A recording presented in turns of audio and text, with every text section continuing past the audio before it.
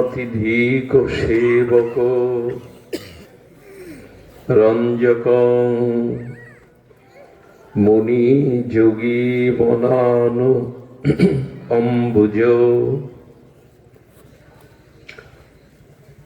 জহীয় পদকম ভজত অখিল দুঃখ সমহ হরম প্রণমামি শিবম শিবকল্পতরু মহাদেব মহাত্মান মহাযোগীন মহেশ্বর সর্বপাপং হরং দেব মকরায় নমো নমঃ।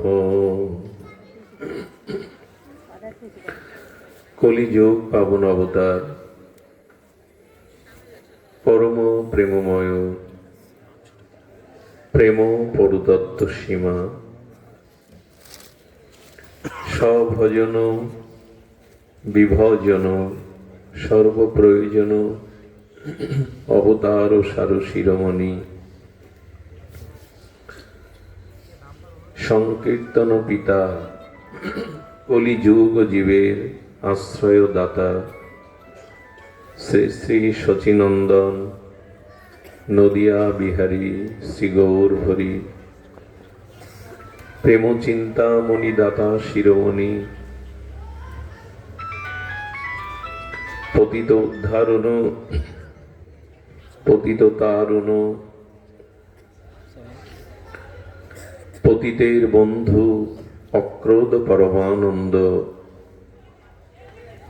শ্রী ছিল নিতাই চাঁদের মহানুকম্পায়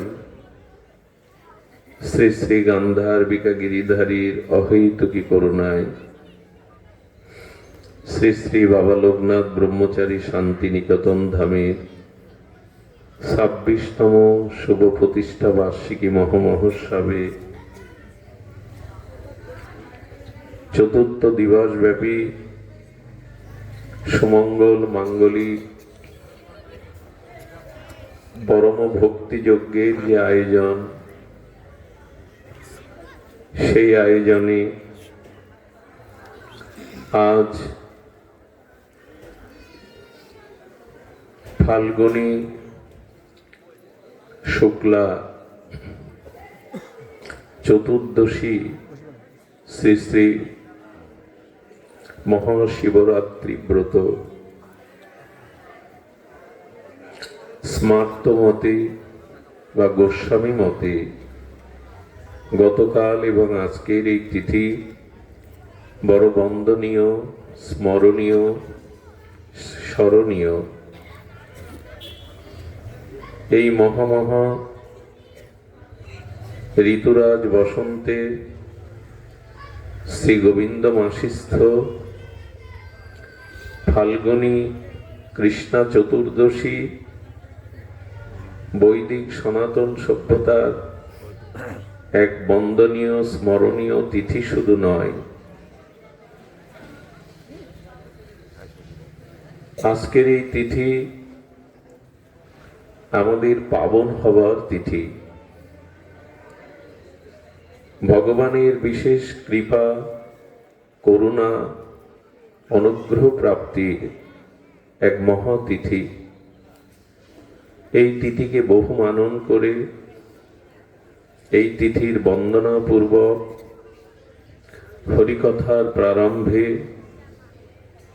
জীবন সর্বস্ব জীবনধন প্রাতঃস্মরণীয় পরম বন্দনীয় শ্রী শিল গুরু মহারাজের তার আতুল আতুল চরণারবিন্দে পরার্ধ কোটি দণ্ডবত প্রণতি। এই লোকনাথ শান্তি নিকেতনের যিনি এই ভাগবত যজ্ঞের আচার্য শ্রীপাদ সেবাচার্য,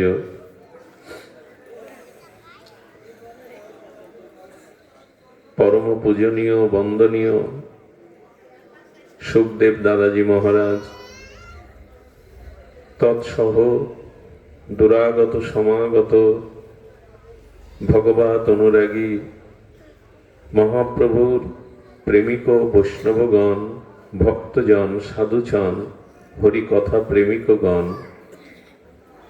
শ্রদ্ধাশীলা ধর্মশীলা দেবী মূর্তি ভাগবতী মাতৃগণ সকল ভক্তচরণে সশ্রদ্ধ দণ্ডবত প্রণতি।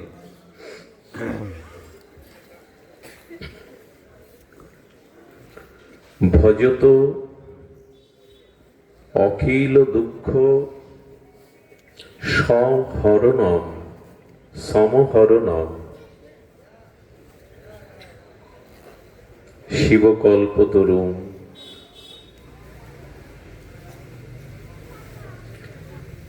অখিল দুঃখকে যিনি হরণ করেন, সেই অখিল দুঃখ হরণকারী প্রণামামি শিবং শিবকল্পতরুম।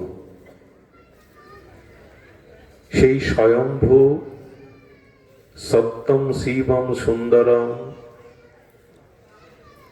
আশুতোষ ভগবান শঙ্করকে আমরা প্রকৃষ্ট রূপে প্রণাম করি। শিব কল্পতরু, এই কল্পতরু স্বরূপ অখিল দুঃখকে,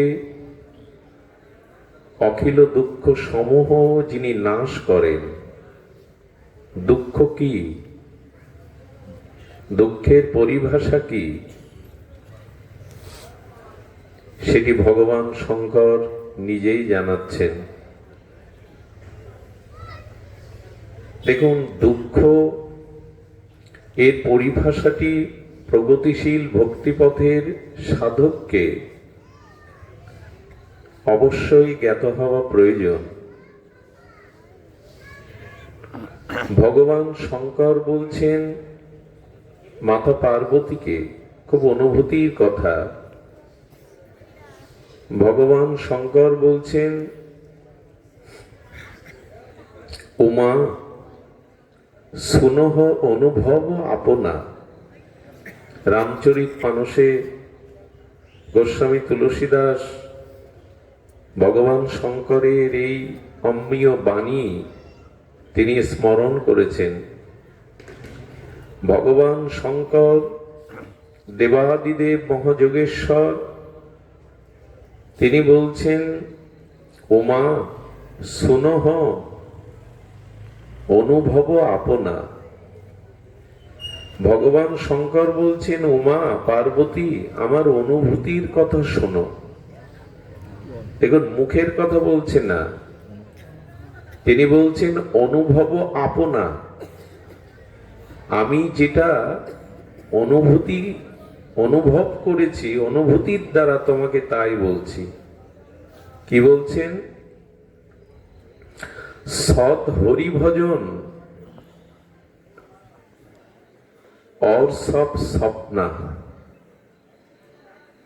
হে পার্বতী, তুমি জগৎ মাতা, তুমি আদ্যা শক্তির পরাশক্তির পরাকাষ্ঠা। তুমি জগৎকে জানিয়ে দাও যে আমার অনুভূতি হলো এই জগৎটা মিথ্যা, এই জগৎটা স্বপ্ন। একমাত্র সত্য, একমাত্র আনন্দ, একমাত্র মঙ্গল ভগবৎ ভজনে। উমা সুনহ অনুভব আপনা, সৎ হরি ভজন বিনো জগৎ সব স্বপ্না।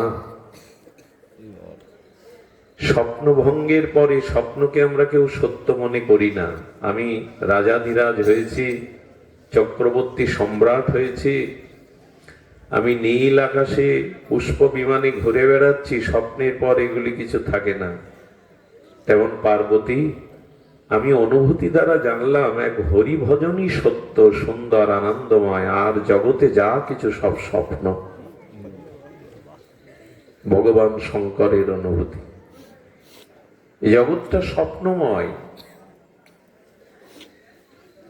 দৃশ্যমান। এই পৃথিবীতে সবকিছু অনিত্য, ধ্বংসশীল, দুঃখময়। একমাত্র ভগবৎ ভজন, এটাই সত্য, এটাই কল্যাণপ্রদ।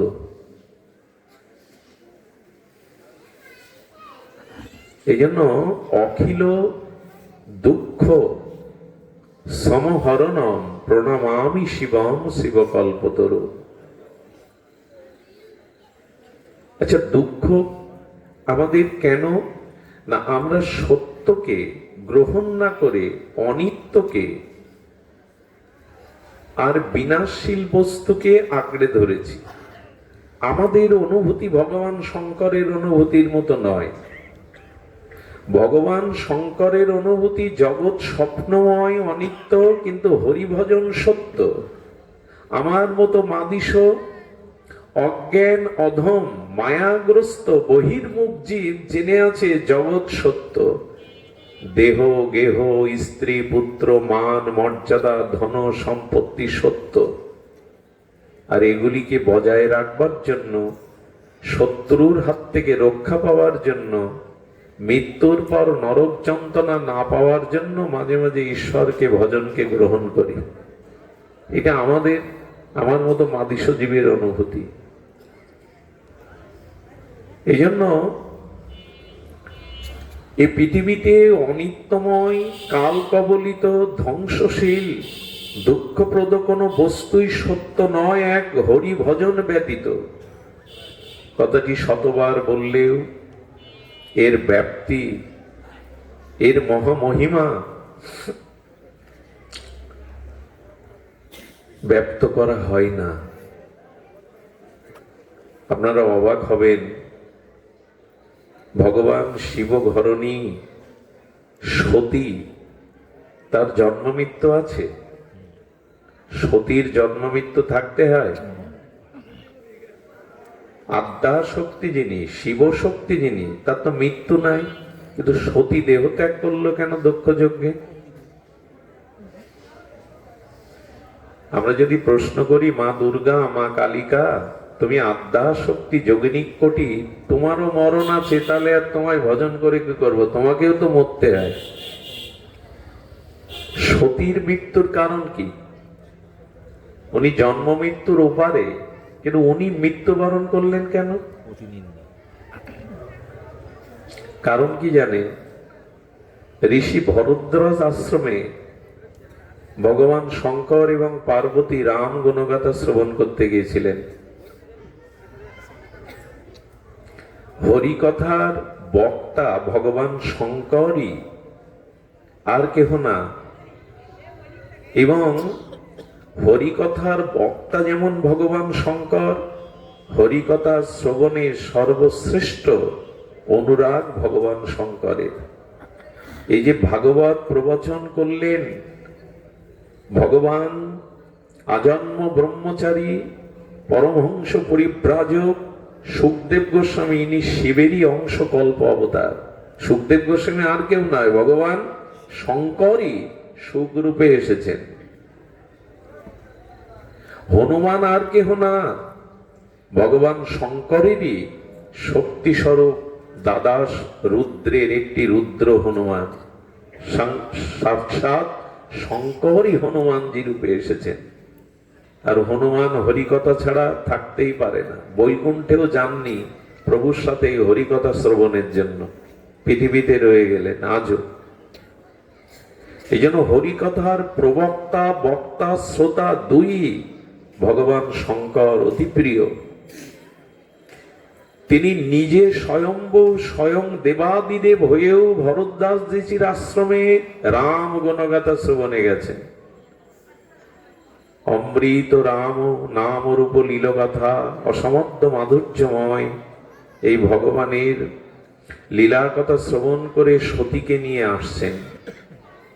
তখন ত্রেতায় রঘুপতি রামচন্দ্রের মানব লীলা, নরকৈবল্য লীলা চলছে। নরলীলাতে মা জানকীকে হারিয়ে বনে বনে রোদন করছেন রঘুপতি রাজীবলোচন রামচন্দ্র। রামচন্দ্র রোদন করছেন হাঁ শীতে, হাঁ শীতে বলে রোদন করছেন। কখনো ময়ূরের কাছে, কখনো হরিণীর কাছে, কখনো বৃক্ষের কাছে, কখনো বন থেকে বনান্তরে, কখনো নদীর কাছে। সীতা কোথায় বলো? ভগবান শঙ্কর দূর থেকে বলছেন, ওই দেখো রাম কথা হরি কথা শোনার ভাগ্য দেখো, হরি কথাই হরিকে পাইয়ে দেয়, হরি কথাই হরিকে মিলিয়ে দেয়, ওই দেখো সামনে হরি। উলোধ্বনি একবার দাও, বারবার দিও না, একবার দাও। ভাগবতে একবার দিলেই হয়, নিয়ম 7 বার 3 বার, কিন্তু ভাগবতে একবার দাও। এই শব্দগুলোই মঙ্গল শব্দ। বলছেন ওই দেখো সাক্ষাৎ আমার প্রভু রামচন্দ্র সম্মুখে। ভগবান শঙ্কর জানাচ্ছেন হরি কথায় হরিকে পাইয়ে দেয়। এই যে শ্রবণ করে আসছে ঋষি ভরদ্বাজের আশ্রম থেকে। সতী তখন রঘুপতি রামচন্দ্রের নরলীলা দেখছেন। শিব ঠাকুর দূর থেকে প্রণাম করছেন, বললেন কাছে যাবে না? বলল না, এখন তার নরলীলা চলছে, লীলায় ব্যাঘাত ঘটবে। তাই ভগবানকে দূর থেকে ভগবান শঙ্কর প্রণাম করার পরে পার্বতীকে বলছে, এই সতীকে বলছেন তুমি প্রণাম করো। আপনাদের একটা সংকেত দেই, আজকে 4 দিন হয়তো এখানে হরি কথা হবে, অন্য জায়গায় যান। হরি কথাতে কারো যদি শ্রদ্ধা না হয়, তার পরিণতিটা এখান থেকে জানো। ভগবত কথায় যদি কারো শ্রদ্ধা না হয়, তাহলে তার পূজা পার্বণ দান ধ্যান পুণ্যকর্ম কোনটাই ভগবান গ্রহণ করবেন না, যতদিন হরি কথাতে আপনার রুচি না হবে। সব ওই পুংসং বিশ্বাসকে ন কথা সুজা নৎপদায়েদ যদি রতিং শ্রম এব হিকে বলম। আপনি যতই দান ধ্যান যাগ যজ্ঞ পূর্ণ পর্যটন করেন, হরি কথাতে রুচি না হওয়া পর্যন্ত ভগবান আপনার দিকে করুণার দৃষ্টি দিতে পারে না, কোনো কিছুই সার্থক হয় না। শ্রম এবহি কেবলম, শ্রমই বৃথা হবে। সতী বলছেন উনি আপনার উপাস্য তত্ত্ব ভগবান। আরে ভগবান সচ্চিদানন্দময়, পূর্ণ আনন্দময়। বউ হারিয়ে যিনি বনের কাছে জঙ্গলে জঙ্গলে ঘুরে বেড়ান, রোদন করেন পশু পক্ষীর কাছে, সীতার সন্ধান চান, তিনি পূর্ণ ব্রহ্ম ভগবান হতে পারেন। বউ হারিয়ে যে বেটা কাঁদে, হরি কথাতে শ্রদ্ধা হলো না, এই জন্য হরিতেও তার শ্রদ্ধা এলো না। খুব সতর্ক হয়ে শুনতে হবে, হরি কথাতে যার শ্রদ্ধা না আসে, হরিতেও তার শ্রদ্ধা, এই তার প্রমাণ। আচ্ছা, হরি কথা এই সতীর শ্রদ্ধা এলো না কেন? যখন ভগবান শঙ্কর ঋষি ভরদ্বাজের আশ্রমে হরিকথা শ্রবণ করতে গেছেন, তখন ঋষি ভরদ্বাজ এসে ভগবান শিবকে প্রণাম করেছেন। সতী মনে করেছে বক্তাকেই সকলে প্রণাম করে, শ্রোতারা। এ তো দেখছি বক্তা শ্রোতাকে প্রণাম করছে, ইনি মনে হয় তেমন গম্ভীর উত্তম বক্তা। এই বক্তার প্রতি অশ্রদ্ধা এলো, হরিকথাতে আর মন। বক্তার প্রতি যদি শ্রদ্ধা না থাকে, তবে হরিকথাতেও আপনার শ্রদ্ধা আসবে না। আর যখনই হরিকথাতে শ্রদ্ধা না এলো, তখন সাক্ষাৎ নরলীলায় হরিকে দেখেও সন্দেহ এলো। বউ হারিয়ে যে বেটা কাঁদে, সে ভগবান।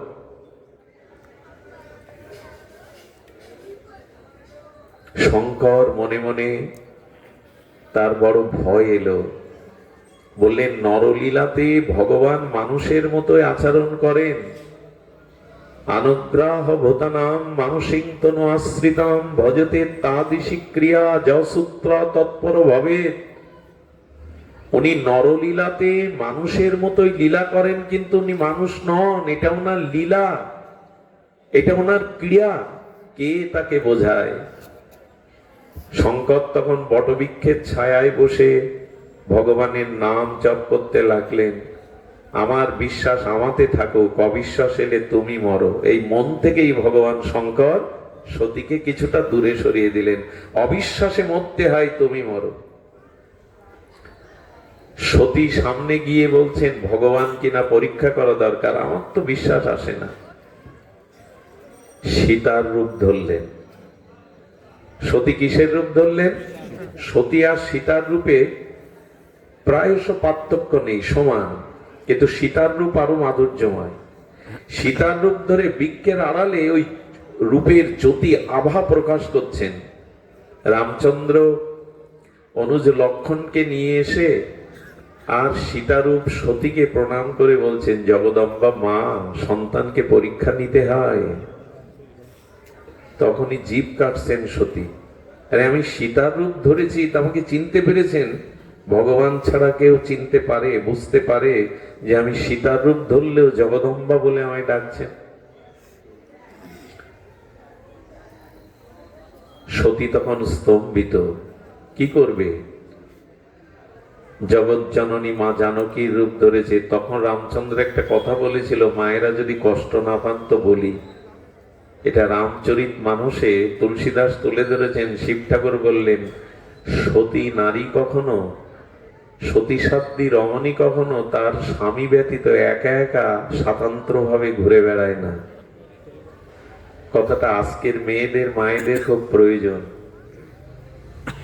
শিশুকালে পিতামাতার আশ্রয়ে যে মেয়ে বড় হয়, যৌবনে যিনি স্বামীর ছায়া সঙ্গী হয়ে অর্ধাঙ্গিনী হয়ে থাকেন, আর বৃদ্ধ বয়সে রমণী মা সন্তানদের আশ্রয়ে থাকেন, এই নারী নিরাপদ, এই নারীর জীবন ধন্য। কিন্তু আজ যারা স্বাধীনতার দোহাই দিয়ে বলে আমি স্বাতন্ত্র, আমার ইচ্ছা মতোই চলবো, একটা সময় ইতিহাস সাক্ষী দেবে তাদের জীবন ছিন্ন ভিন্ন হয়ে যাবে। রাম বলছেন, কোন সতী নারী তার পতি ব্যতীত এভাবে একাকী অরণ্যে ঘুরতে পারে না।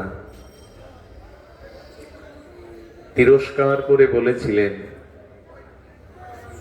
উনি অপমানিত হয়ে লজ্জিত হয়ে ভগবান শঙ্করের সামনে ফিরে আসলে শঙ্কর ওই দিনই মন থেকে ত্যাগ করেছিলেন। কারণ কি জানেন? রঘুপতি রামচন্দ্র আর মা জানকীকে ইষ্টরূপে ভগবান শিব ধ্যান করেন। অর্থাৎ সীতা শিবের কাছে কি? জগৎ জননী মা। তো ওনার স্ত্রী আজ মায়ের রূপে প্রকাশ হয়েছে, তাকে স্ত্রী রূপে আর উনি গ্রহণ করতে স্বীকার হলেন না। এই যে শঙ্কর মনের থেকেই ত্যাগ করলেন, এই জন্য সতীর দেহটা দক্ষ যজ্ঞে মরাটা, বাবার নিন্দা শোনার এটা গৌণ কারণ, মুখ্য কারণ শঙ্কর মন থেকেই ত্যাগ করলেন সতীকে। মায়ের রূপ ধরেছেন, ওনার ইষ্ট ধ্যানের মূর্তি। এই জন্য সতীর ওই দেহে আর ভজন হবে না, এই জন্য দেহটাকে পরিবর্তন করে এলেন, দক্ষ যজ্ঞে আহুতি দিয়ে পার্বতী রূপে গিরিজা রূপে এলেন। এবং এই পার্বতী বা গিরিজা রূপে এসে তিনি হরি কথাকে আর কখনো লঙ্ঘন করেননি। কেমন জানেন? সামনে যোগীন্দ্র মনীন্দ্র মৃত্যুঞ্জয়ী মহাপুরুষগণের সামনে ভগবান শঙ্কর হরি কথা বলতেন, আর পার্বতী কোলে বসে হরি কথা শুনতেন, শিবের কোলে বসে, দূরেও বসতেন না। এই জন্য ভগবান শঙ্কর বলছেন, হরি ভজনটাই সত্য, আর এই জগতে যা কিছু সব স্বপ্ন। কেন আমরা তো উল্টে নিয়েছি, সংসারটাকেই সত্য ভেবেছি, ঈশ্বরটাকে মাঝে মাঝে স্মরণ করি। এই জন্য যার জীবনে ভগবত ভজন শুরু হয়নি, শুভারম্ভ হয়নি, জীবনে ভজন আসেনি, এই জীবন দুঃখ থেকে তিনি নিষ্কৃতি পেতে পারেন না। দুঃখের মূল কারণ পুনর্জন্ম। পুনরূপী মাতৃগর্ভে জন্ম নেওয়াই হলো দুঃখের কারণ। আমরা মাতৃগর্ভে যদি না আসতাম, আমাদের এই কর্মফল ভোগ করতে হতো না, জরা মৃত্যু ব্যাধি ভোগ করতে হতো না। এই জন্য শঙ্কর বলছেন, দুঃখ মানে এই জগতের দুঃখ না, এই যে পুনঃ পুনঃ জন্ম মৃত্যু চক্রে আবর্তন হওয়া, ভগবান শঙ্করের শরণ নিলে, তার আরাধনা করলে, হরিভজন করলে দুঃখ সমূহ দূর হয়। কোন দুঃখ? তাকে আর পুনঃ পুনঃ জন্ম মৃত্যু চক্রে আসতে হয় না, তাকে আর প্রারব্ধ কর্মফল ভোগ করতে হয় না। ভজত অখিল দুঃখ, ভজত অখিল দুঃখ সমহরণম প্রণমামি শিবম শিব কল্পতরু। ভগবান শঙ্করের জীবনে কেবল দুটি কাজ, একটি হরি কথা কীর্তন করা, আর ভগবানের নামকেই সর্বদা স্মরণ করা। এই জন্য আজ এমন এক পাবনী তিথিতে আমরা হরিকথা শুনতে বসে ভাগবত ভগবান শঙ্করের একটা পরিচয় দিয়েছে। আজ ভগবান শঙ্করের মহিমা ছাড়া অন্য কথা আসবে না। আপনাদের একটুখানি বলি, এই জগৎ স্বপ্ন। এই জন্য দেখুন, পশু পাখিদের আহার নিদ্রা মৈথুন আদি আছে, মৃত্যু আছে। ওটা যদি আমারও থাকে তাহলে পার্থক্য কি? পার্থক্য এই, পশু পাখিরা ভোগজনী, ভজনজনী নয়, তারা ভজন করতে পারে না। তা আমার জীবনেও যদি ভজন না থাকে, হরি ভজন না থাকে, তাহলে পশুর সাথে আমার সব কটি বিষয়ে মিল আছে। আহারে, নিদ্রায়, মৈথুনে তাদেরও সন্তানাদি হয়, আমাদেরও হয়, তাদেরও জরা মৃত্যু ব্যাধিগ্রস্ত হয়, আমরাও হই। শুধু পার্থক্য, পশুরা হরি ভজন করতে পারে না, মানুষ বিবেকশীল, বিবেকে প্রধান, এই জন্য সে ভজন করতে পারে। আচ্ছা, কারো নৌকা পেল, বড় নৌকা পেল, ভালো মাঝি পেল, কিন্তু ওপারে যেতে পারল না, সে দুর্ভাগা, সে ভাগ। যেমন আমরা গুরুরূপ মাঝি পেলাম, এই দেহরূপ তরণী পেলাম, কিন্তু সংসার সাগর পাড়ি দিতে পারলাম না, ডুবে মরলাম। এর থেকে ব্যর্থতা আর কি আছে? যার কাছে নৌকা আছে, মাঝি আছে, অথচ ওপারে যেতে পারছে না, ডুবে মরছে, এর থেকে হতভাগ্য জগতে কে আছে? গুরুরূপ কান্ডারি পেলাম, দেহরূপ নৌকা পেলাম, অথচ সেই নৌকায় উঠে মৃত্যুর ওপারে যাওয়ার চেষ্টা। এর থেকে বড় ব্যর্থতার কি আছে? আর আমরা তো সেই ব্যর্থতার কবলে পড়ে গেছি। পার হওয়ার চেষ্টা আমাদের নাই। ভবসাগর তারণ কারণ হে যতই গাই, পার হওয়ার চেষ্টা কোথায়? দেখবেন প্রায়শ মানুষ একটা প্রার্থনা করে যজ্ঞে, স্তুতিতে, ওম সর্বে ভবন্তু সুখিনঃ সর্বে সন্তু নিরাময়া। আমার প্রশ্ন, আমরা প্রত্যেক দিন উচ্চারণ করি, হয়তো অনেকেই করেন যে জগতের সকলেই সুখী হোক, কিন্তু সুখী হয় কি করে তা বলেন তাকে। আচ্ছা, এই যে আমরা বলি জগতের সকলে সুখী হোক, হয়তো সকলে সুখী? যিনি বলছেন তিনিও সুখী হন তো? সুখ কিসে হয় তা বলে না, বলে সবাই সুখী হোক। সর্বে সন্তু নিরাময়া, কেউ যেন ব্যাধি ভোগ, রোগ ভোগ না করে। তো রোগ ভোগ করতে হবে না সেই বিধানটা আমরা জানি তো, না শুধু মুখে বললেই, প্রার্থনা করলেই হয়ে যায়, সুখী হওয়া যায়, নিরোগী হওয়া যায়? সেটি ভগবান শঙ্কর জানাচ্ছেন, সুখ একমাত্র ভগবত ভজনে আছে, অন্য কোথাও নাই। আর এই জন্ম মৃত্যু জরা ব্যাধি মুক্তি আসতে পারে এই ভগবত ভজনের দ্বারা, যদি ভগবত ধামে ফিরে যেতে পারো, জন্ম মৃত্যু এড়াতে পারো। পুনঃ মাতৃগর্ভে জন্ম নেওয়াই হলো জন্ম মৃত্যু জরা ব্যাধি প্রারব্ধ বিষয় ভোগ করা। আচ্ছা, বাংলাদেশের টাকা ইন্ডিয়ায় গিয়ে সরাসরি চালাতে পারবেন? ইংল্যান্ডে গিয়ে চালাতে পারবেন? পারবেন না। ওই দেশে আলাদা আলাদা রুপি আছে, ডলার আছে, নাকি না? এই দেশের 1000 টাকা নিয়ে চলবে? চলবে না। তেমনি একটা কথা বলি, এই জগতের অর্থবিত্ত, দেহ গেহ, স্ত্রী পুত্র কুটুম্ব আত্মীয় স্বজন যা কিছু, এটা পরকালে চলবে না, ওই পারে চলে না এগুলি। আপনি জন্মাবার সময় না স্ত্রী, না পুত্র, না পিতামাতা কাউকে সাথে আনেননি, আবার মৃত্যুর পরেও এরা কেউ সাথী না, এটা কে না জানে? বাচ্চাও জানে, কিন্তু উপলব্ধি হয়তো ওইখানে কি চলবে, ওইখানে কি সাথে যাবে। দেখুন, অর্থবিত্ত, ক্ষমতা, পদ, মর্যাদা একটা সময় কাজে লাগে না। আমার যেটা এখন হার্ট স্ট্রোক হয় না, মারাত্মক রকম ব্রেনে রক্তক্ষরণ হয়, আমি যদি এখন হাসপাতালে ভর্তি থাকি, আনুন, আমার যত টাকা আছে, স্ত্রী পুত্র আছে, গাড়ি বাড়ি আছে, আনুন, চলবে তো? ওখানে কাজে লাগবে তো? ওখানে ওইখানে কি কাজে লাগবে জানেন? যদি মরেও যায়, ওই সময় কি কাজে লাগবে জানেন? যেটুকু ভগবত ভজন করেছেন, যেটুকু ভক্তি, ভগবত প্রেম অর্জন করেছেন, ওইগুলোই কাজে লাগবে। ওই যে বললাম, এখানে ইংল্যান্ডে গেলে বাংলাদেশের টাকা চালাতে পারবেন না ডলার ছাড়া। ঠিক তেমনি মৃত্যুর পরে এই যা কিছু আপনি করেছেন সারা জীবন, এগুলি প্রয়োজন, টাকা প্রয়োজন, বাড়ি গাড়ি প্রয়োজন, স্ত্রী পুত্র প্রয়োজন, শুধু জগতের জন্য, জগতের ব্যবহারের জন্য, ওপারের জন্য যেটা প্রয়োজন সেটা কতটা সঞ্চয় করেছেন বিবেকের কাছে প্রশ্ন করুন। ওই সময় কি চলবে? লতা মঙ্গেশকর বোম্বের সব থেকে নামি মায়াবতী হাসপাতালে সম্ভবত ভর্তি, চেয়ারে হুইল চেয়ার আছে, বসতে পারছেন না। 23টা গাড়ি আছে, গাড়িতে উঠতে পারছেন না। আলিশান বাংলো বাড়ি আছে, বাড়িতে ফিরে যেতে পারছেন না। প্রিয়জন সামনে মুখ দিয়ে কথা বলতে পারছেন না, যিনি সারা জীবন সঙ্গীতের তরঙ্গে ভাসিয়েছেন বিশ্বকে। বাড়ি গাড়ি ওই সময় ওনার কোনো কাজে লাগে না। আর মৃত্যুর পর লতাজির সাথে কি যাবে? আপনার আমার সাথে ওই পারে কি চলবে? এই টাকা চলবে না, বিদেশে গেলে এই টাকা চলবে না। তেমনি পরপরে যেটি চলবে, যেটু কতটুকু ভগবান ভজন করেছেন, কতটুকু প্রেম ভক্তি অর্জন করেছেন, ওইটাই পরকালে চলবে। তাতে কতটুকু সঞ্চয় আছে আমাদের। সৎ হরি ভজন বিনু সব স্বপ্না। শিব ঠাকুর বলছেন জগৎ স্বপ্নময়, জগতের প্রয়োজন আছে, অর্থবিত্ত কুটুম্ব আত্মীয়র প্রয়োজন আছে, কিন্তু পরকালে যেটি প্রয়োজন সেটিও যে প্রয়োজন এটা আগে অনুভব করো। ভাগবতে শঙ্করকে কি বলছেন? আজকে তো শিব তত্ত্বেরই দিন। নিম্ন গানাং যত গঙ্গা দেবনাম অচ্যুত যথা। ভগবান শঙ্করের পরিচয় দিচ্ছেন।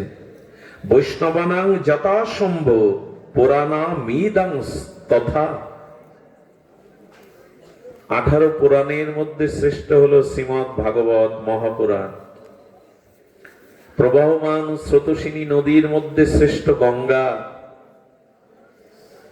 দেবগণের মধ্যে ভগবান অর্চিত বিষ্ণু, আর বৈষ্ণবগণ মধ্যে ভগবান শম্ভু শঙ্করই শ্রেষ্ঠ।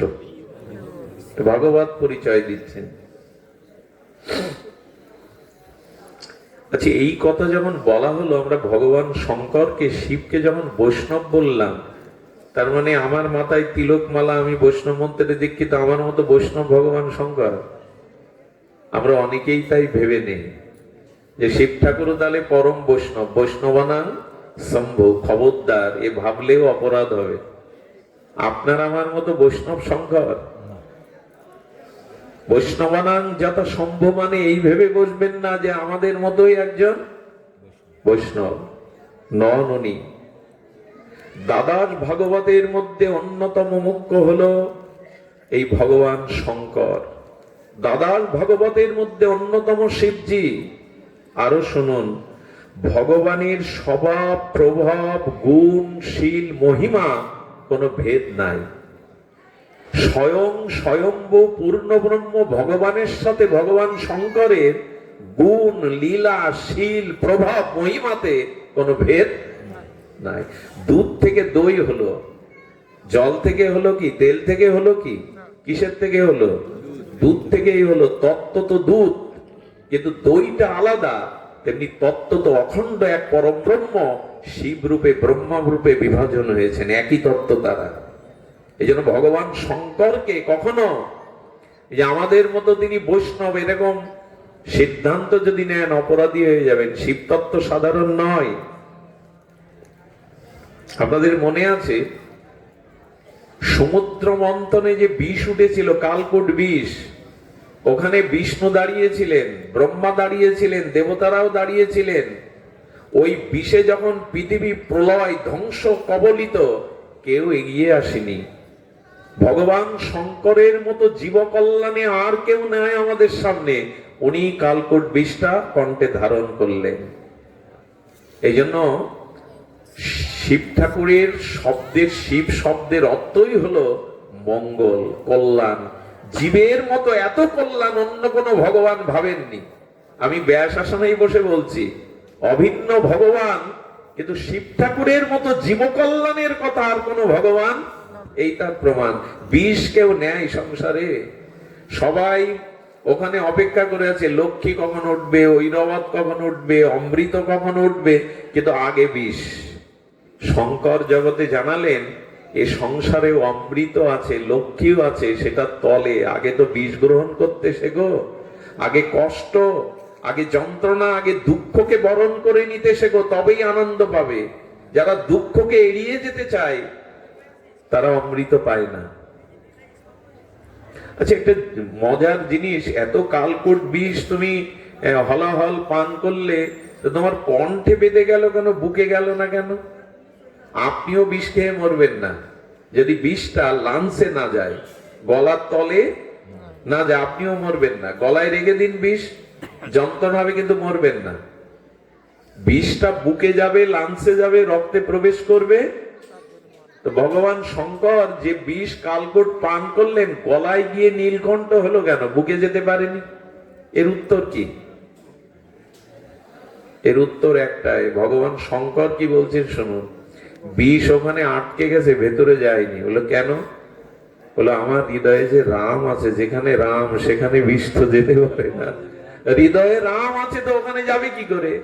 যাদের হৃদয়ে সর্বদা ভগবানের স্মরণ মনন চিন্তন আছে, ওখানে সংসারের দুঃখময় বিষ যেতে পারে না।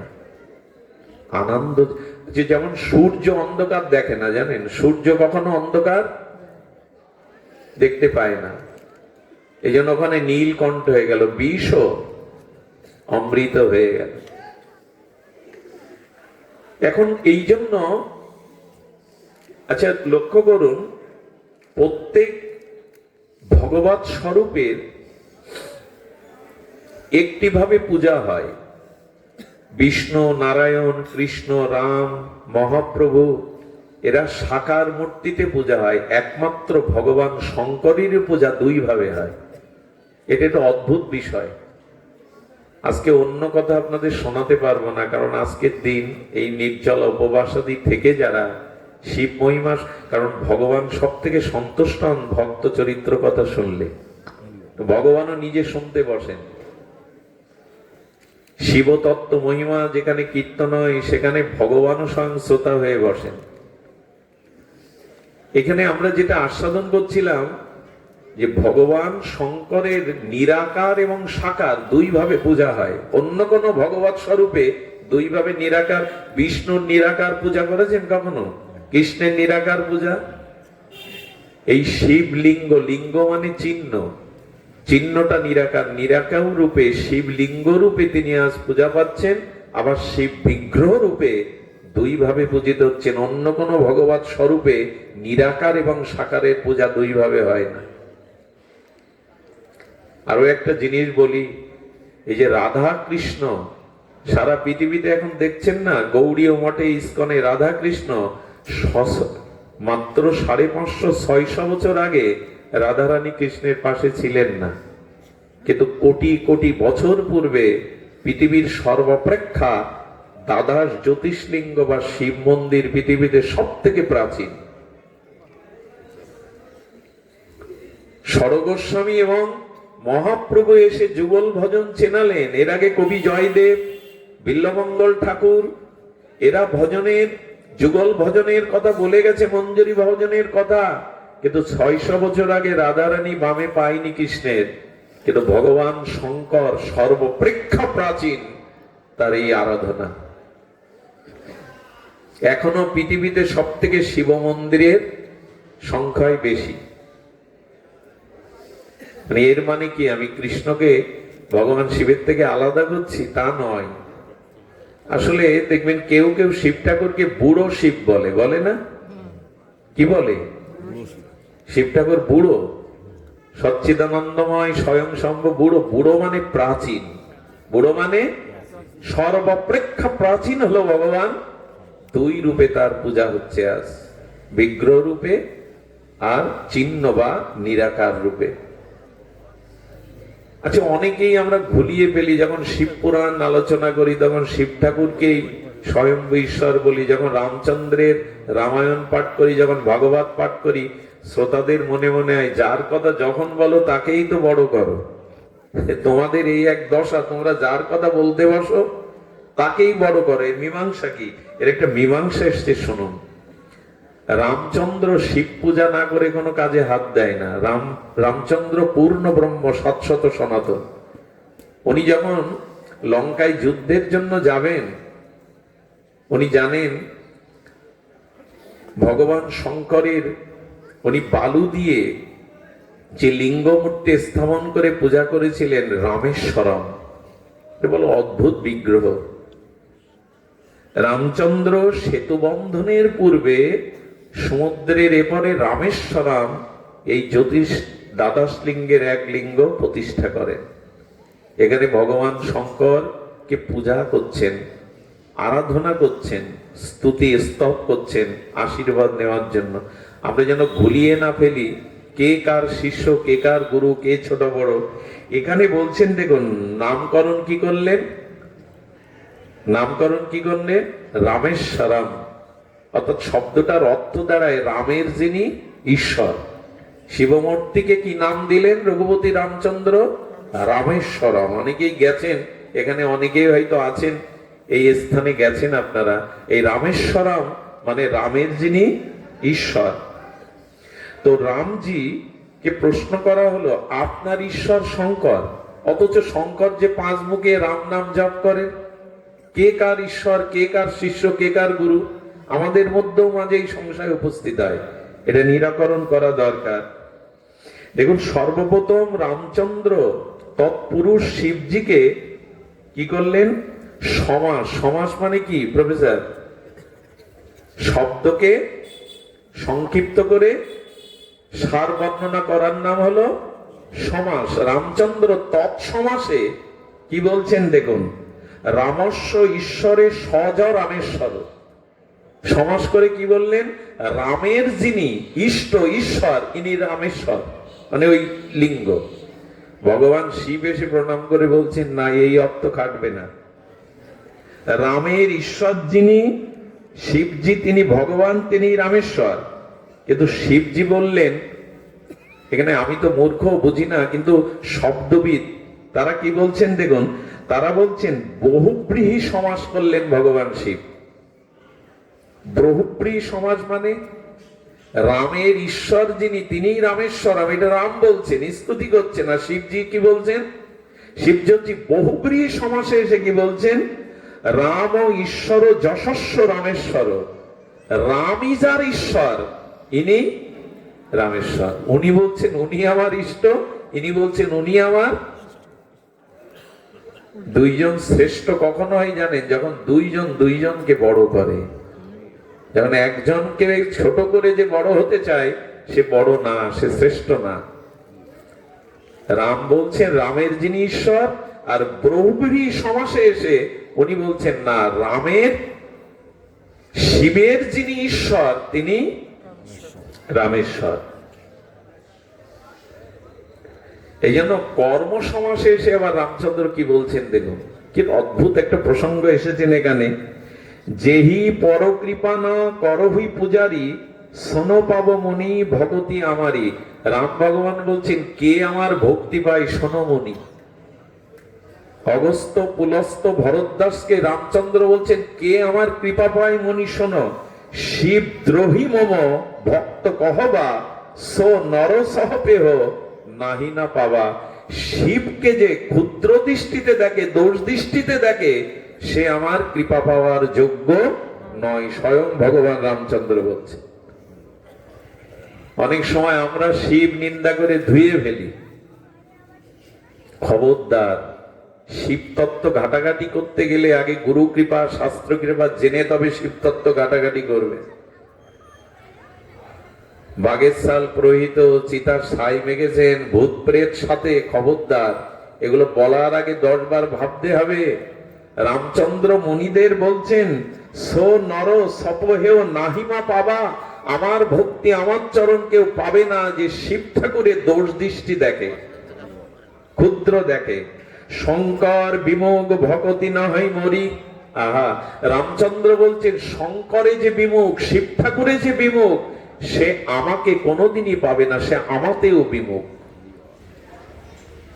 স্বয়ং ভগবান বলছেন, সো নরকি মোড়মতি ধরি। যে শিব বিমুখ সে মূর্খ, মূঢ়, সে অধম। ভগবান বলছেন এই কথা। একটা জিনিস বলি আপনাদের, যে বৈষ্ণব শিবরাত্রি ব্রত পালন করে না, তার বৈষ্ণবত্ব হারিয়ে যায়, তার বৈষ্ণবত্ব নষ্ট হয়ে যায়। যিনি বলেন আমি কৃষ্ণের উপাসনা করি, আর কারো দরকার নেই, যিনি শিবব্রত শিব আরাধনা না করেন তার বৈষ্ণবত্বই হানি হয়ে যায়। এই জন্য বৈষ্ণবদের এই শিবব্রতটা পালন করা একান্ত বিদেহ, একান্ত প্রয়োজন। আর কি বলছেন?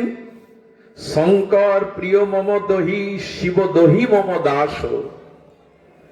আমাকে কেউ দ্রোহ করলেও, আমাকে কেউ নিন্দা ক্ষুদ্রতা করলেও আমার সে দাস থাকে, কিন্তু শিবের যে নিন্দা করে, শঙ্করের যে নিন্দা করে, সে আমার দাস হতে কখনো, আমার দাস হলেও তাকে আমি দাস বলে স্বীকার করি না।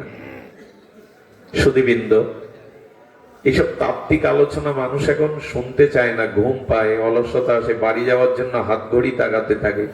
তত্ত্ব আলোচনা তো আমরা নিতে পারি না, আমরা একটু লীলা কথা শুনতে চাই, কিন্তু তত্ত্ব আমাদের জানতে হবে। আজ ভেদ করতে গিয়েই সনাতন ধর্ম সব শেষ, আজ এই ভেদ করতে গিয়েই সব শেষ হয়ে গেল।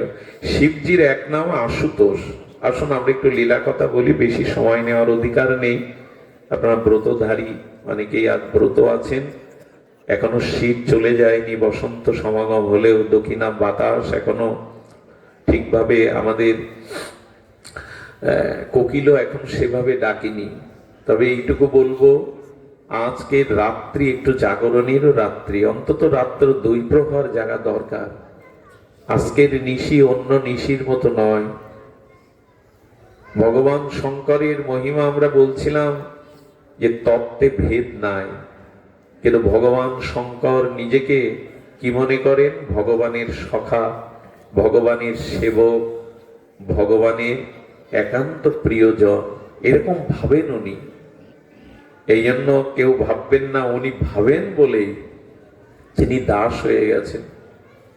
যেমন বলদেব শ্রীকৃষ্ণের সখা, বন্ধু, বড় ভ্রাতা, সবকিছুই অভিন্ন, টাকার এপিটোপিট, তেমন শিব তত্ত্ব এবং হরিতত্ত্ব ভেদ নাই। যিনি হর হরিতে ভেদ দেখেন তিনি নাম অপরাধী হন, কোটি জন্ম হরিনাম করলেও তিনি প্রেম পাবেন না। আচ্ছা, বিচার না করে যে যা চায় তাকে দিয়ে দেয়, একমাত্র শিব ছাড়া অন্য কোনো দেবদেবী ভগবান নেই। কথাটা কি বললাম? বিচার চিন্তা না করেই যে সব দিয়ে দেয়, এরই নাম শিব। মনে আছে ভস্মাসুরের কথা? তপস্যা করতে করতে কি বলছেন? বলেন ভগবান শঙ্কর আমায় এই বদ্দিন যার মাথায় হাত দেব সে যেন বর্ষ হয়ে যায়। যেই বলেছেন আচ্ছা বিচার করবে তো ভগবান, বলে উনি বিচার নেই, যে যা তার কাছে চায় আশুতোষ তাকে তাই দিয়ে দেয়, বিচার না করে দেয়। পৃথিবীতে এমন কোন ব্যক্তি নাই বিচার না করে কিছু কাউকে দেয়। তো বলছেন তাহলে বর যখন দিয়েছেন, আমার ইচ্ছা আপনার মাথায় হাত দিয়ে আপনাকে ভ্যানিশ করে পার্বতীকে নেব। তখন শঙ্করকে বলছেন তাহলে এক কাজ করুন, আমার মাথায় হাত দেবে, আর কি ইচ্ছা? বলে পার্বতীকে দিয়ে দিন। বলে নিয়ে নাও ততস্থ। নিজের বউকে বিচার না করে দিয়ে দিল। এইরকম চরিত্র পাবেন। তো যখন পার্বতী বলছে তুমি আমাকে দিয়ে দিলে, আচ্ছা ভোলা মহেশ্বর বলেছেন মুখে, নারায়ণ সামনে এসে হাজির। নারায়ণ মোহিনী রূপ ধরেছেন। কি রূপ? পার্বতীর থেকে আরো মোহিনী রূপের ছটাই। সামনে যেই রূপ দেখেছে, একবার পার্বতীর দিকে তাকাচ্ছেন, একবার মোহিনী রূপের দিকে। বলে আরে এর থেকে তো সুন্দরী এই। বলে দেখো আমি তোমার হতে পারি, একটা প্রতিযোগিতা করতে হবে, নৃত্য করতে হবে। নৃত্যে যদি তুমি জিতে যাও তাহলে আমি তোমার হব, যদি হেরে যাও তাহলে আমি তোমার হব না। তো নটরাজ তো গোবিন্দ মাথায় হাত দিয়ে কোমরে, মাথায় হাত দিয়ে কোমরে হাত দিয়ে এরকম নৃত্য আছে। নটরাজ তো উনি ওইভাবে নৃত্য করতে গিয়ে সে মোহিনীর রূপে মুগ্ধ হয়ে ও মাথায় হাত আর কোমরে হাত দিয়ে নাচতে গেছে। যেই হাত দিয়েছে পার্বতীকে এনে বলছেন জগৎ মাতাকেও দিয়ে দিলেন, একবার ভাবলেন না কি চেয়েছে আপনার কাছে? এত আত্মভোলা। আর বললেন যাকে তাকে যা তা বর দেন, আপনার পরে আপনার মাথায় ভ্যানিশ করতে যাচ্ছে, যাকে তাকে দাদা দিবেন না বলা না। একবার রাবণ এসে এরকম কৈলাস তুলে ধরেছে। শিব ঠাকুর বললেন তোমাকে আর কষ্ট করে ধরতে হবে না, আমি পূজা নিতে তোমার ওখানে যাব। এই যে বলুন তো, এরকম ভগবান পাবেন? ওই যে লাইন দাঁড়িয়ে মনি ঋষিরা প্রণাম করছে ভগবান শঙ্করকে, রাবণ তো অভিমানী, বলে আমিও লাইনে দাঁড়িয়ে প্রণাম করব নাকি? সে কৈলাস বেডে তুলে ধরেছে। শিব ঠাকুর বলছেন, পার্বতী কৈলাসে তো ভূমিকম্প হয় না। বলে না, আপনার এক চেলা তুলে ধরেছে কৈলাস আর আমাকে আপনাকে, তাতেই কম্প হচ্ছে। তখন বলছে, বাপ তুমি যাও, আমি তোমার কাছে পূজা নিতে যাব। রাবণ মোহগ্রস্ত তো, পার্বতী রূপ সৌন্দর্য এক সময় মোহিত হয়ে মা ভাব ভুলে গেছে। মা ডাকলেই যে কাম যাবে এমন নয়, কাম এত শত্রু। মা ডাকলেই যে কাম যাবে তা ভাববেন না, বোন বললেই মাসি বললেই যে কাম যাবে অত সোজা না। কাম এত দুষ্পরণীয়, এ কাউকে ক্ষমা করে না। কি করেছেন? পার্বতীর দিকে মোহ এসে গেছে রাবণের। উনি বলছেন, অনেক বর দিয়েছেন, আর একটা বর দেন, পার্বতীকে আমায় দিয়ে দিন, তথাস্থ। একবার বিচার করবে না তুমি? যে যা চাই তাকে তাই দিই, এমন আর পাবেন না। এত আশুতোষ তিনি। পার্বতী আবার তখন বলছেন, ভগবান বিষ্ণুকে, নারায়ণকে ডেকে বললেন, এখন আপনি ছাড়া তো কোনো গতি নেই, আমাকেও দিয়ে দিয়েছে, আপনি বাঁচান। রাবণের সামনে এসে ভগবান নারায়ণ রূপ ধরে বলছেন, আচ্ছা শিব ঠাকুর যা বলে তুমি তাই সত্য মনে করো? বলে কেন? বলে যাকে দিয়েছো পার্বতী না, নকল। বলে দেখছি কাঁধে চড়েছি, নকল। বললো পার্বতী হলে তার অঙ্গ থেকে পদ্ম পরাগের পুষ্প গন্ধ বেরোবে। শঙ্কর তাড়াতাড়ি পার্বতীর গায়ে একটু দুর্গন্ধ সৃষ্টি করে দিলেন। রাবণ তখন দেখছে, তাই তো মোহগ্রস্ত ছিল, তোর গা থেকে দুর্গন্ধ ভেসে এসে বললেন, পার্বতী হতে পারে না, যার গায়ে পদ্ম পরাগ রেণুর গন্ধ প্রবাহিত হয় ইনি পার্বতী।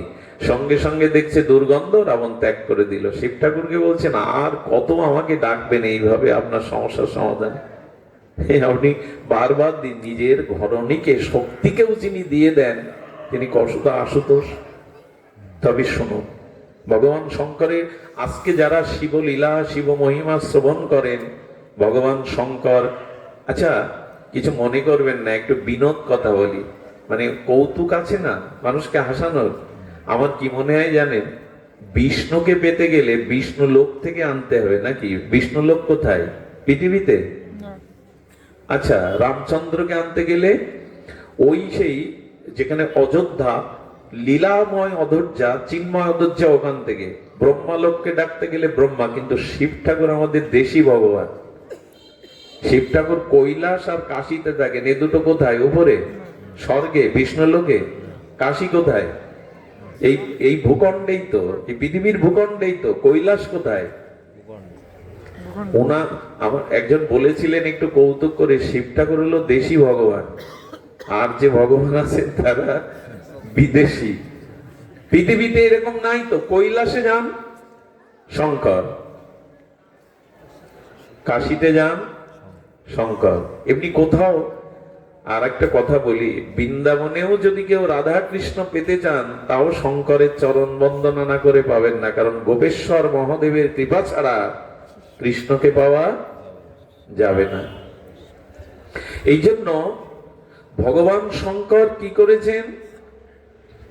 আরে এক পিতামাতা কাশীতে বসে জপ তপ করছেন, ব্রাহ্মণ ব্রাহ্মণী। ভগবান শঙ্কর সন্তুষ্ট হয়ে দেখা দিয়ে একটা বিল্লপত্রে একবার ওম নমঃ শিবায় বললেই সন্তুষ্ট। বর চাও।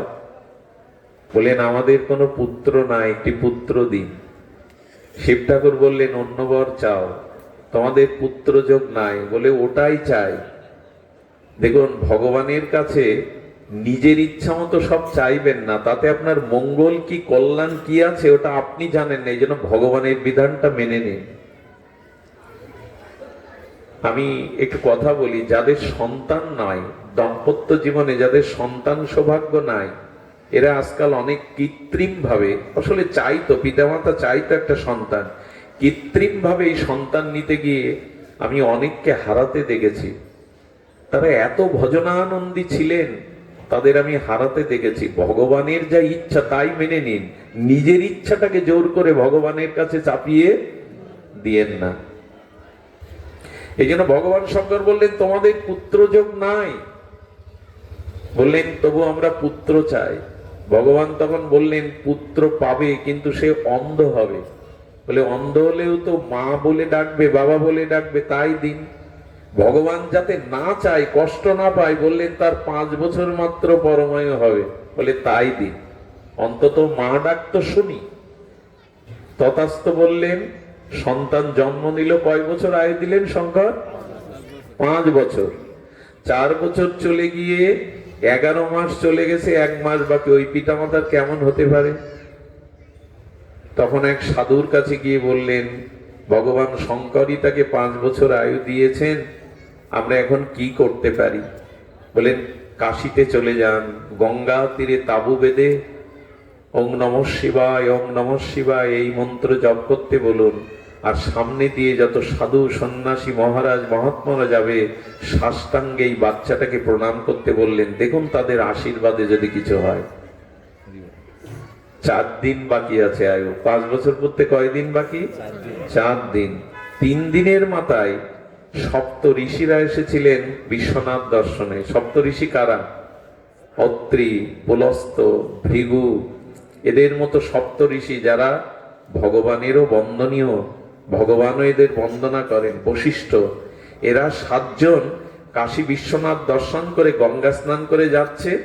সবাই তো তাদের চিনতে পারেন, এই বাচ্চাটা সাষ্টাঙ্গে প্রণাম করে বসেছে।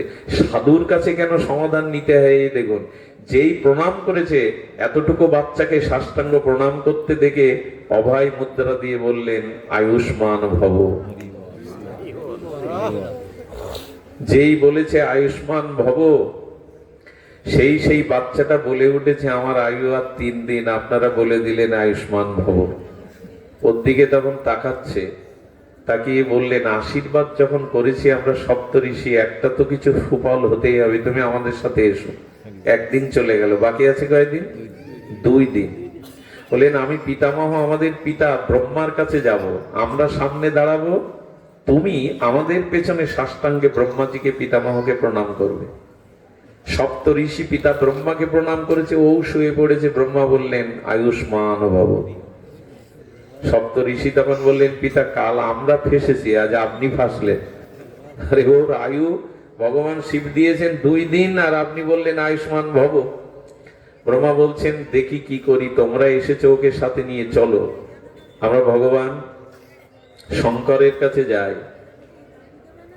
ব্রহ্মা প্রথমে, সপ্ত ঋষি মাঝখানে, আর বাচ্চাটা যেদিন তার শেষ দিন, সেই দিন গিয়ে ব্রহ্মা বলছেন আমি প্রণাম করব শঙ্করকে, সপ্ত ঋষি তোমা করবে, বাচ্চাটাকে বলে যে তুমিও পেছনে প্রণাম করবে। যেই করেছে, শিব ঠাকুর বললেন আয়ুষ্মান ভব।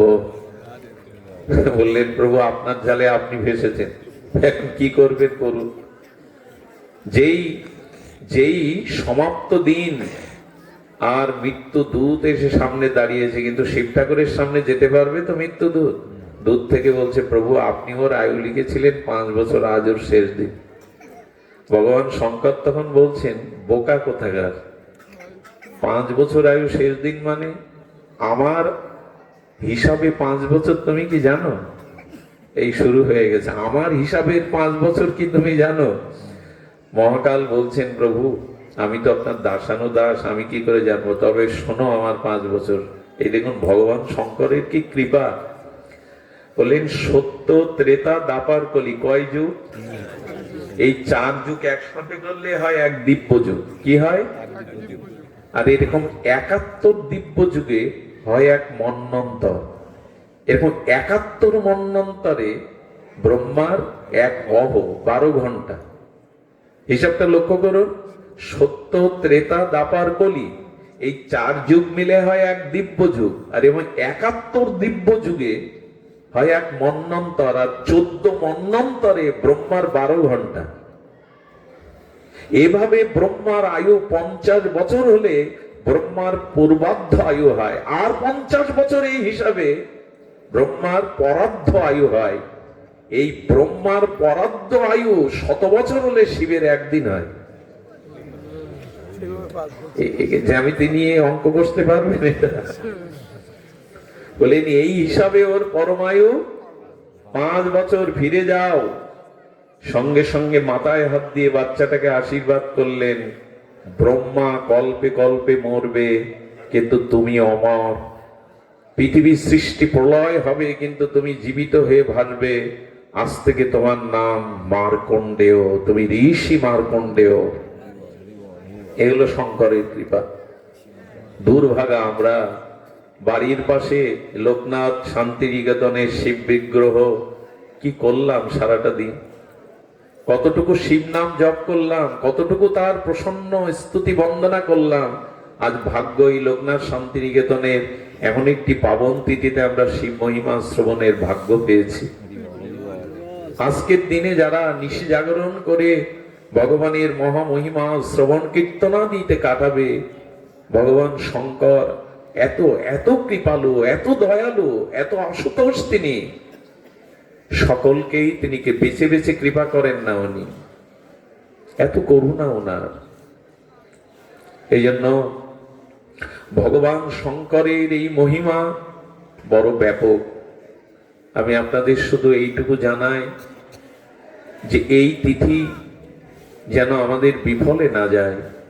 ভগবান শঙ্কর সত্যম শিবম সুন্দরম, ভগবান শঙ্কর যিনি শিবময়, শিবদ কল্যাণময়, অশেষ গুণ কল্যাণময়, এই মহাযোগেশ্বর, এই স্বয়ম্ভু, তার বিগ্রহ আপনারা দেখবেন আজকের তিথি এমন বন্দনীয়। একবার এক চোর শিবরাত্রিতে নগরে চুরি করতে গেছে। আরে চুরি করতে গিয়ে দেখে আজকে সব জেগে আছে। শিবরাত্রিতে কি করে মানুষ? চোর বলছে আমি আর দিন পাইনি, তিথি পাইনি, সব জাগার দিনে চুরি করতে এসছি। পাড়ায় সব জাগরণ দেখে ফিরে গেলেন। ফিরে যেতে যে বলতে ক্ষুধাও লেগেছে, সামনে দেখা এক মন্দির, বলে মন্দিরে তো মানুষ একটু ফুল ফল প্রসাদ রাখে, আর মন্দিরে টাকা পয়সাও প্রণামী থাকে, এই কাজটাই করি। গিয়ে দেখে জানলা খোলা, দরজাটা ভেজানো, তালা টালা নেই, বলে নিশ্চয়ই এটা শিব মন্দির। শিব মন্দিরে এইসব কিছু থাকে না। উনি গিয়ে ক্ষুধায় কাতর হয়ে ওই যে সব বিল্লপত্র অমুক টমুক দিয়ে গেছে, ফল আর কোথায় পাবে? ধুদ্রের ফল, আপেলও নাই, কিছু নাই। বললেন হতচ্ছাড়া ঠাকুর, তো এখানে একটা ফলও মানুষ রেখে যায়নি। আরে ধুদ্রা ফুল কি খাবার? রাগ করতে করতে ঘুমিয়ে পড়েছে। ঘুমিয়ে মানে একটু ক্লান্ত হয়েছে, যেই মাথায় হাত দিয়ে উপরের দিকে তাকিয়ে দেখবে ঘন্টাটা বড়। শিব মন্দিরে আর কিছু না থাক, ঘন্টা থাকে বড়। বলে রামচন্দ্র হলে একটা ধনুক থাকতো, বেজলে কিছু হতো। ভগবান থাকলে হাতে একটা বাঁশিও থাকতো, নুপুর থাকতো, ওটাও বেঁচে কিনে কিছু হতো। এর তো কিছুই নেই। হ্যাঁ, কিছুই নেই। তবে ঘন্টাটা খুলি, ঘন্টাটা হাতে পাচ্ছে না। ঘন্টা বাড়তে গেলে দেখছে শিবের মাথার উপরে পা দিয়ে ঘন্টা বাড়তে হবে। সরাসরি ভগবান শঙ্করের মাথায় পা দিয়ে ঘন্টা নাড় থেকে যেই নেড়েছে, শিব ঠাকুর প্রকট হয়ে গেছে। বলে আপনি ভগবান শঙ্করকে দেখে মূর্ছিত প্রায়। বলে সবাই আমাকে ফুল জল বেলে পাতা দিয়ে গেল, তুই তো তোকেই দিয়ে দিলি আমার মাথার উপর। এই জন্য আমি সন্তুষ্ট হয়েছি। তুই তো তোকেই দিয়ে দিলি, এমন পাবে না আর। বলে তুই তো তোকেই দিয়ে দিলি আমার মাথার উপরে, বর চা। ভাবা যায়, অবাক হয়ে চরণে লুটিয়ে পড়েছে। এত দয়ালু তুমি, চোরকে বর দিতে আসছো প্রকট হয়ে। এই তার মহিমা। এই জন্য শিব নামের অনন্ত মহিমা, শিবতত্ত্বের অনন্ত মহিমা। দুর্ভাগ্য, দুর্ভাগ্য আমারই। আমি দেবনাথে জন্মগ্রহণ করেছিলাম, জানেন? এই দেবনাথটা হলো শিবগোত্র। এখন কি অবস্থা হয়েছে জানেন? ঠাকুর দাদা কবজি ডুবিয়ে দুধ খেত, এখন আমি ফ্যানও পাই না। আজ যোগী দেবনাথরা ভুলে গেছে তাদের ইতিহাস। আপনি যদি তারকেশ্বরে কখনো জল দিতে যান, যদি শোনে আপনি শিবগোত্র, আপনার উপনয়ন দীক্ষার প্রয়োজন নেই, আপনাকে আগে লাইনে দিয়ে দেবে। যান। নেপালের রাষ্ট্রগুরু, নেপাল যখন হিন্দু রাষ্ট্র ছিল, এই রাষ্ট্রগুরু দেবনাথ সম্প্রদায়কে করা হতো।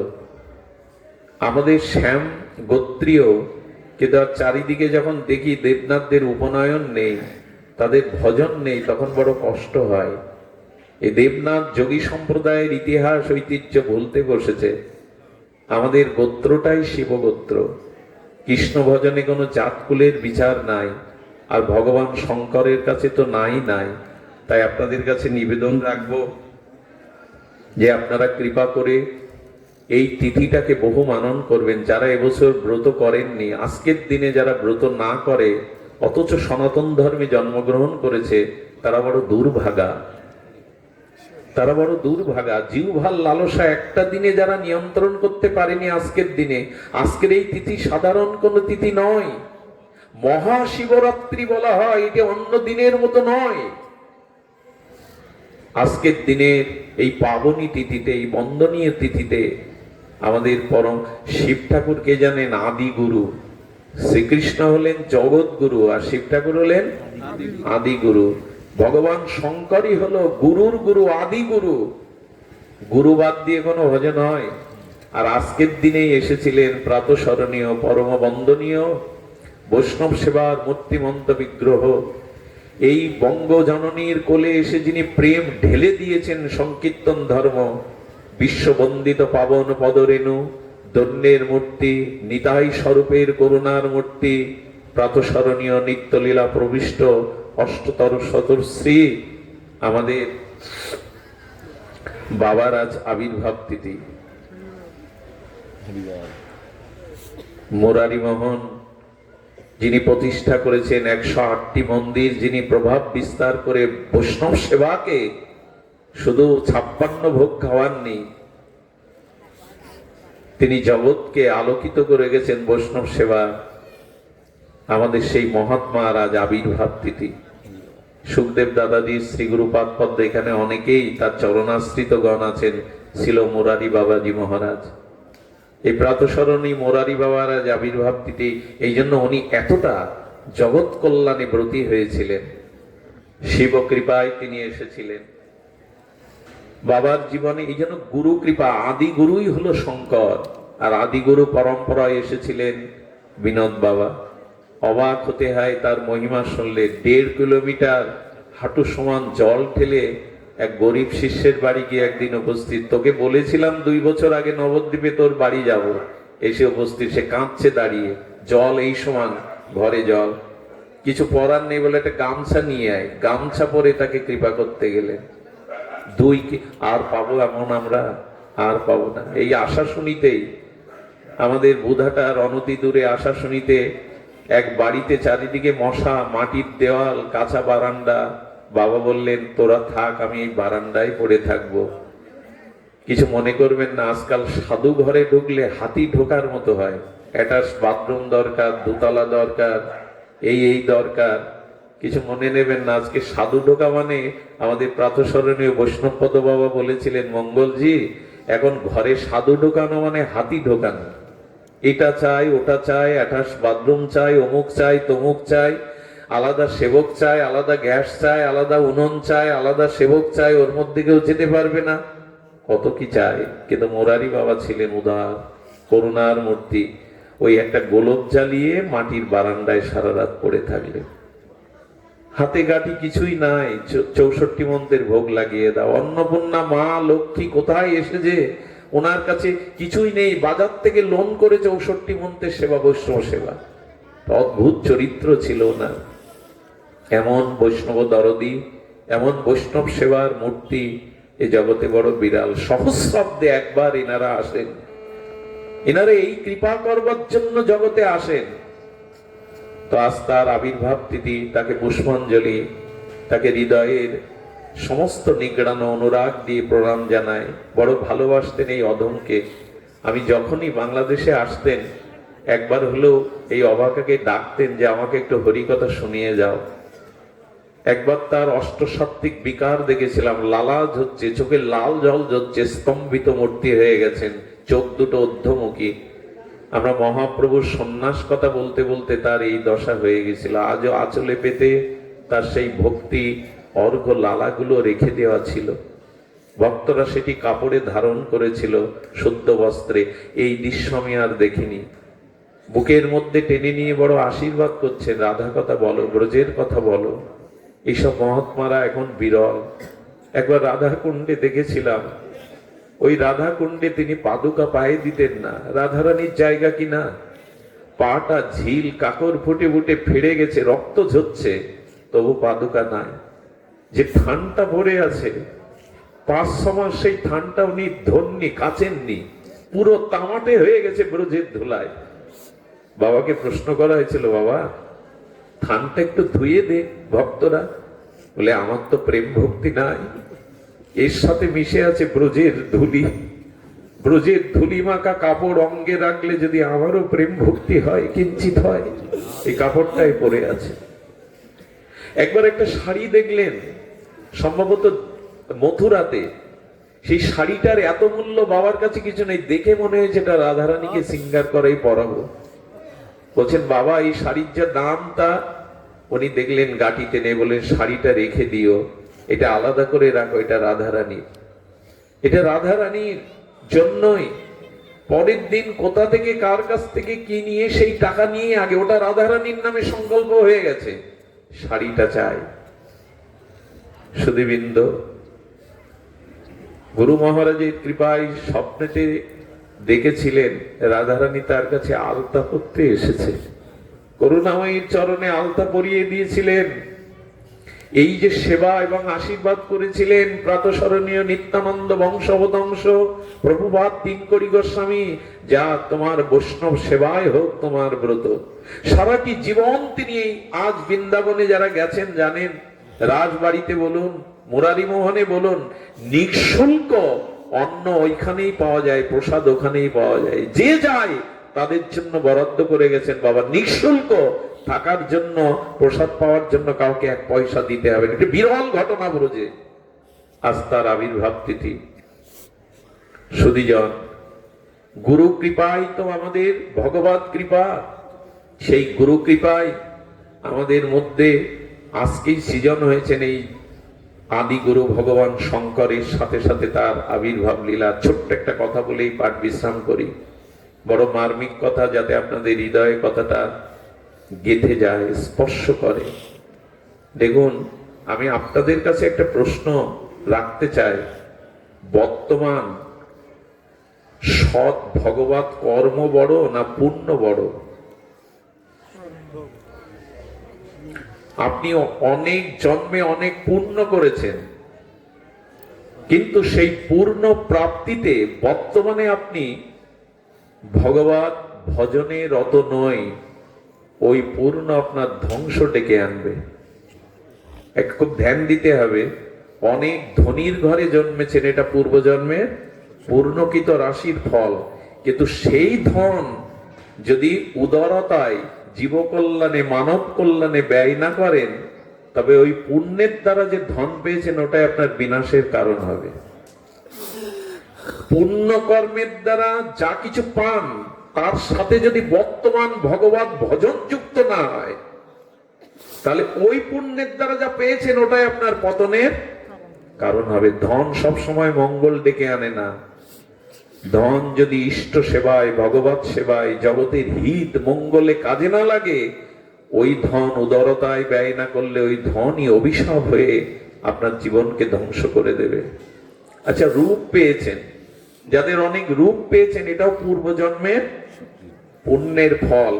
কিন্তু রূপ পেয়েও যদি বর্তমানে ভজন না করেন, তাহলে ওই পূর্ণকৃত রূপের অভিমানে, অহংকারে নিজে মরবেন, আর কতজনকে যে মারবেন তার শেষ নেই। আমি বলতে চাইছি কি? আমি বলতে চেয়েছি, পুণ্যকর্ম অনেক জন্ম করে এই জন্মে ধনী হয়েছেন, মানী হয়েছেন, পদমর্যাদা পেয়েছেন, সম্মান পেয়েছেন, কিন্তু বর্তমান সময়টা আপনি ভজনে কাটাচ্ছেন না, তাতে যা হবার তা হবে। ওই পুণ্যটাই আপনার ধ্বংসের।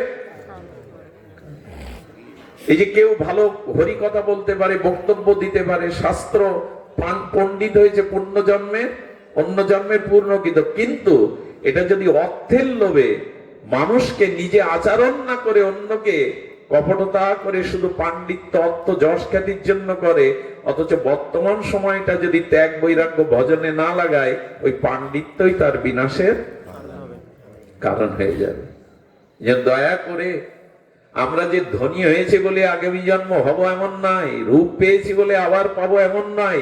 বর্তমান সময়টা যদি ওর সাথে যুক্ত না করেন, সব ধ্বংসের কারণ হয়ে যাবে। তার সাথে আপনি বড় পদে থাকুন আর ধনী থাকুন, আর আপনার জীবনে রূপবান, ধনবান, ঐশ্বর্যবান, বিদ্বানও যদি হন, বিদ্যার সাথে সাথে যদি বর্তমান সময়ে আপনি ভজন না করেন, সব বিনষ্ট হয়ে যাবে। একটা দৃষ্টান্ত দেই, ট্রেনের বগি কয়টা? অনেকগুলো। ইঞ্জিন কয়টা? একটা। বগিগুলো রাখলেন, ইঞ্জিন রাখলেন না, ট্রেন চালান আপনি পারবেন কি? এই ইঞ্জিনটাই হলো বর্তমানে ভগবত ভজন, আর পুণ্য কর্মগুলো হলো বগি, ওকে টেনে নিয়ে যাবে। বর্তমান কাজটি যদি আপনি সৎ আরাধনাময় ভজনময় করেন, ওইটা টেনে নিয়ে যাবে। আচ্ছা, 10 গ্রাম থেকে 10 মণ লোহা ভাসাতে পারবেন নদীতে? ভাসাতে পারবেন কেউ? কিন্তু 10 মণ 10 টন লোহা জাহাজের সাথে, নৌকার সাথে, কাঠের সাথে যুক্ত করে শুধু ভাসাবে না, ও আপনাকে ভাসিয়ে ওপারেও নিয়ে যাবে। এখানে কাঠটাই হলো বর্তমান ভজন, আর পুণ্যটা হলো লোহা। লোহা ডুবে যাবে যদি বর্তমান সময়টা ভজনে যুক্ত না করে। লোহা ডুবে যায়, কিন্তু ওই লোহা কাঠের সাথে নৌকা করে 10 মণ লোহা যুক্ত করুন, ভাসবে, আপনাকেও ভাসাবে। তেমন আপনি পুণ্য ফলে যা যা পেয়েছেন, বর্তমানে যদি সময়টা ভজনে না লাগান, সৎকর্মে, ওই লোহার মতো স্বতন্ত্র ডুবে যাবে শুধু পুণ্য কর্মের দিকে চেয়ে থাকলে। যা পেয়েছেন পেয়েছেন। আমার কি মনে হয় জানেন, অনেক আয় করে বসে খাওয়া মানায়। ব্যাংক ব্যালেন্স, টাকা পয়সা থাকলে যদি আয় না করে বলেন বসে খাবো, তাহলে সব ভিক্ষার ঝুলি পাততে হবে 2 দিন পরে লোকের হাতে। ঠিক তেমনি পুণ্য কর্মে বাড়ি গাড়ি সম্মান বিদ্যা পেয়েছেন, কিন্তু বর্তমান যদি উপার্জন না করেন, অর্জন না করেন ধর্ম, ওগুলো আপনাকে ডুবাবে। পুণ্য ফুরিয়ে যায়, পুণ্য চিরস্থায়ী নয়, কিন্তু ভজন হলো চিরস্থায়ী। আজকের এই পাবনী তিথিতে যারা এখানে হরিকথা শুনছেন, এটাই হলো স্থায়ী সম্পদ, এটা কেউ কেড়ে নিতে। এই যে হাত তুলে গৌর নিতাই শিব বলছেন, এই অলংকারটা খুলে নেবে না, কিন্তু হাতের আংটি খুলে নেবে, বালা খুলে নেবে, কিন্তু যে হাত দিয়ে আজকে ভগবান শঙ্কর বলেছেন, এটা কেউ খুলতে পারবে না। এইখানটায় অর্জন করুন, এই অর্জনই আপনাকে এগিয়ে নিয়ে যাবে। তাই আসুন, বিদায় বেলা, বিশ্রাম বেলা, আপনাদের এইটুকু জানা, এই পাবনী তিথিতে সময় চলে যাচ্ছে। স্বাস্থ্য গেলে, টাকা গেলে, নদীর জল ভাটায় গেলে আবার জোয়ারে আসবে, বাড়ি ভেঙে গেলে আবার বাড়ি করতে পারবেন, এক দেশে বাস না হলে আর এক দেশে বাস করতে পারবেন। সময় কিন্তু আর ফিরে আসবে না, সময় কিন্তু চলে যাচ্ছে। এই জন্য ভগবান শঙ্কর বললেন, আমার জীবনে 2টি কাজ। একটি হলো ভগবানের নাম সর্বদা স্মরণ করার, একটা হলো হরিকথা। আজ থেকে এই মহাপাবনী মহাশিব ব্রত রজনীতে এই লোকনাথ শান্তিনিকেতনে আমরা আজ এইটুকুই ধারণ করে যাই, জিহ্বাটাকে নাড়ান আর হরিকথা কান কারা করে শুনুন। আজ একটু শিব নাম করার ইচ্ছা হচ্ছে, যদি আমরা সবাই একটু ভগবান শঙ্করের নাম করতে। খোলকি আছে এখানে? মৃদঙ্গ যদি থাকে একটু করতাল নেই। জয়।